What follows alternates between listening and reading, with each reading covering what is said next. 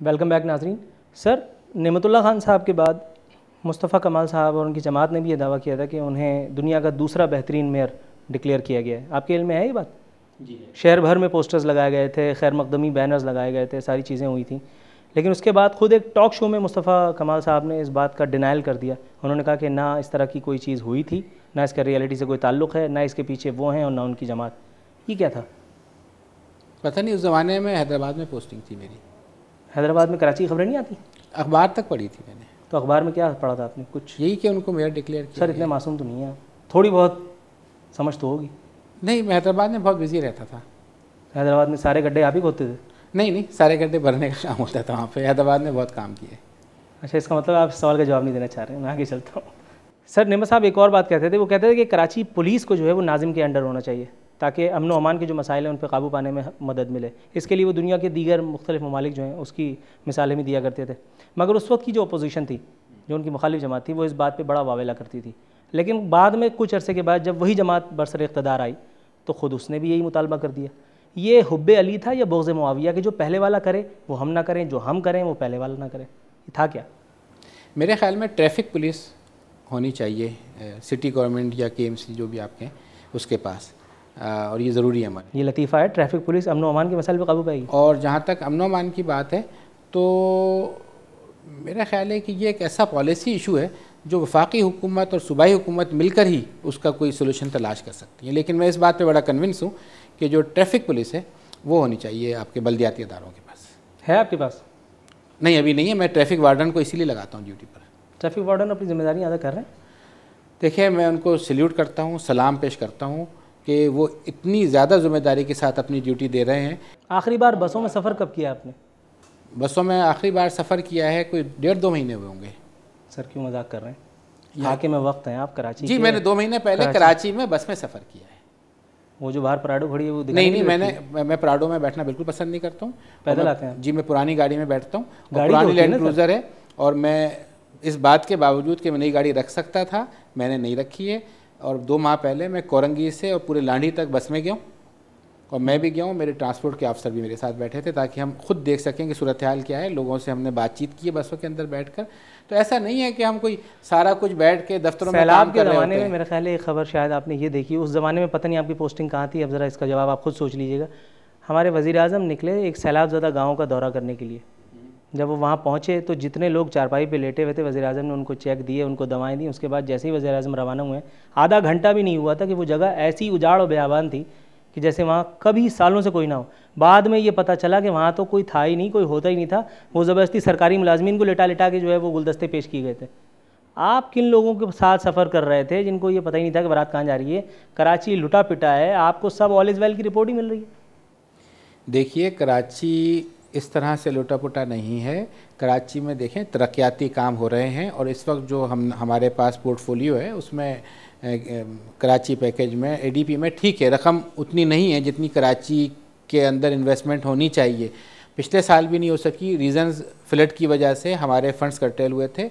इस साल बहरहाल उम्मीद है जो आने वाला माली साल है कि कराची के लिए फंडिंग इन्हांस होगी। और पिछले साल में फेडरल गवर्नमेंट ने हमें 2 अरब 40 करोड़ रुपए देने थे, वो भी नहीं दे सकी फेडरल गवर्नमेंट। तो हमारी जो बड़ी स्कीम्स थी, जाम सादिक ब्रिज और यूनिवर्सिटी रोड और मलिर हाल्ट और मलिर 15 नंबर का जो फ्लाईओवर है वो रह गया। तो ये मतलब एक हक़ाइक़ हैं। अब आपके पास जो किटी है, आपके पास जो फिस्कल फ़िलो है, आपको उसके अंदर रह के काम करना है। और मैं समझता हूँ कि इसके अंदर एक तो ज़रूरत इस नंबर की है कि सिविल सोसाइटी, मीडिया और उसके साथ साथ जो अप्रोप्रिएट गवर्नमेंट्स हैं वो सब मिल के काम करें, क्योंकि कराची का दर्द लेने की ज़रूरत है। मैंने जैसा बताया कि कराची की इशू ही 2 हैं, एक ट्रांसपोर्ट का इशू है और दूसरा सॉलिड वेस्ट मैनेजमेंट का इशू है, सफाई का इशू है। ये 2 इशूज़ रिजॉल्व हो जाते हैं तो कराची फिर लिवेबल सिटी बनता है। अच्छा, एक और बड़ी इंटरेस्टिंग बात मैं आपको बताऊँ, क्योंकि ग़ालिबन ये भी आपको नहीं पता होगी। नेमतुल्लाह खान साहब और मुस्तफ़ा कमाल साहब का जब आप मवाजना करते हैं तो एक बड़ी ज़बरदस्त चीज़ आपको देखने के लिए मिलती है। नेमत साहब के दौर में कराची में धुआंधार बारिशें हुई, कराची जलथल हो गया, अपोजिशन ने आसमान सर पे उठा लिया। उस वक्त नेमत साहब का बयान ये सामने आया कि जी कराची का महज 33% हिस्सा मेरे अंडर है, बाकी कोई कैंट के अंडर है, कोई फ़लाँ के अंडर है, कोई ठिका के अंडर है। अपोजिशन ने इस फ़िलासफ़ी को बाय करने से इनकार कर दिया। नेमतुल्लाह खान साहब का डिपार्चर हुआ, मुस्तफ़ा कमाल साहब आए, अल्हम्दुलिल्लाह शहर एक बार फिर बह चुका था। जब उनसे पूछा गया तो उन्होंने भी यही गाना गाना शुरू कर दिया कि मैं तो सिर्फ शहर के 33% हिस्से का हुक्मरान हूँ, मैं ये पानी उठा के घर ले जाऊँ। नेमत साहब झूठ बोल रहे थे या मुस्तफ़ा कमाल साहब? और अब आपको इसका जवाब देना है। सही, मैं बिल्कुल जवाब दूंगा। सही बात यह है कि कराची में 6 कैंटोनमेंट बोर्ड हैं जिनकी अपनी जुरिडिक्शन है। सिविल एविएशन अथॉरिटी है, पोर्ट कासिम, स्टील मिल्स और केपीटी।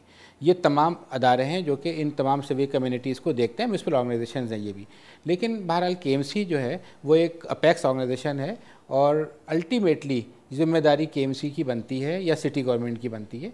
और इसमें जो बड़ा अमर है वो ये है कि 13 बड़े बरसाती नाले हैं यहाँ पर, जो कि चकोरा नाला है, शाह फैसल नाला है, आपका गुलिस्तान ज़फ़र का एक नाला है। टेक्निकलिटी से खत्म है, प्रोग्राम का टाइम महदूद है। मुझे सिर्फ ये बताइए झूठ कौन बोल रहा है? देखें, ये जो नाले हैं इनकी कंस्ट्रक्शन की ज़रूरत है और इन नालों की कंस्ट्रक्शन जब तक नहीं होगी उस वक़्त तक कराची इसी तरह से बारिश में भरता रहेगा। 33% हिस्सा सिटी गवर्नमेंट के अंडर था कभी या नहीं? मेरा सवाल ये था।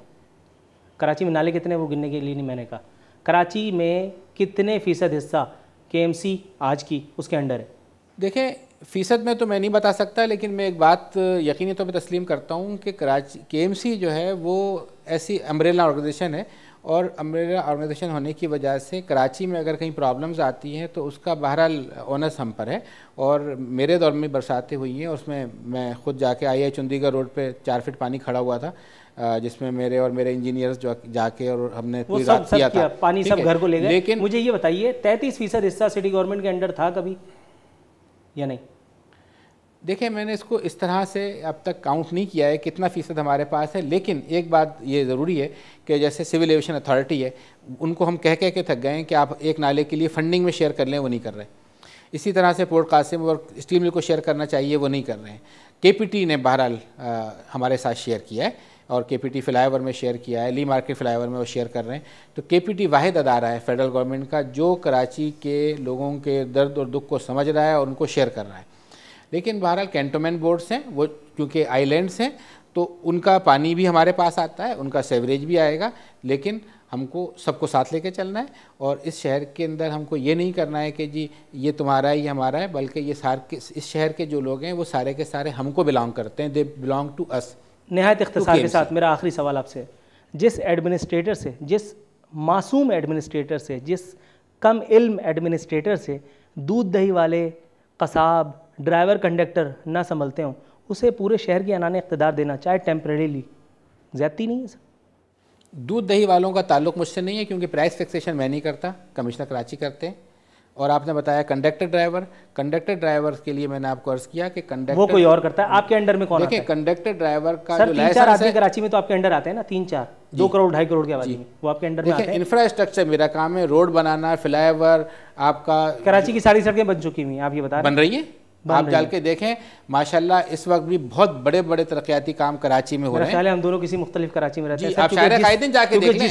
कराची से मैं आपके पास आया हूँ, मैं आपके पास जहाँ से आया हूँ वहाँ ऐसा प्रैक्टिकल अभी शायरा कायदीन जाके देख लीजिए। चलें, मैं तो मैन आर्टरी की बात कर रहा हूँ, शायरा कायदीन इस वक्त बन रही है।